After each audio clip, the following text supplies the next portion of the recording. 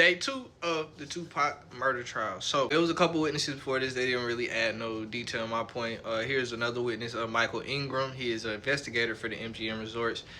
During his testimony, they showed clips of after the incident where Orlando Anderson, who is the alleged shooter of Tupac, was talking to the police after he got beat up by Tupac and his entourage. Here is another person who was working security at the Maximum at the time. It's now the West End Hotel, but he wasn't in super close proximity, but he was close enough to hear the gunfire, and then he did see part of Tupac's entourage holding a gun. Here's Dean O'Kelly, who was a Las Vegas Metro Police at the time. He was one of the first responding officers to the scene. He confirmed that it was a Glock. He also, confirmed that it was a white Cadillac, that described that Keefe D and Orlando Anderson and two other occupants were in when they shot Tupac. Enough of the police witnesses. Now we have some, I guess, gangster witnesses, I guess you could call them. But here is James McDonald, who was alleged member of the MOB Pyru, said that Suge Knight was affiliated with.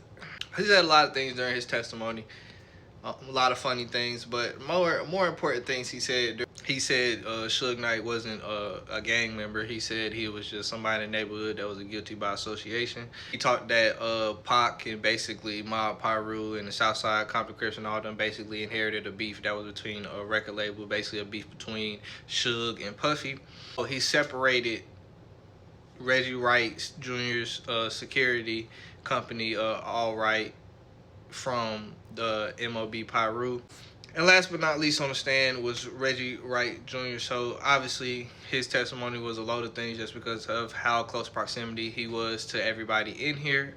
One of the defensive points was that he advised his security guys not to have guns the night that Tupac was shot. He explained that he had got that advice from a lawyer who told his security guys, not anybody else, anybody else in the entourage and things that sort, just the people that work for his security company specifically, not to have guns inside of Club 662 while they were trying to, make it look better, while they were trying to transfer ownership to Suge. He also spoke how a lot of the day that his security guards were not with Tupac.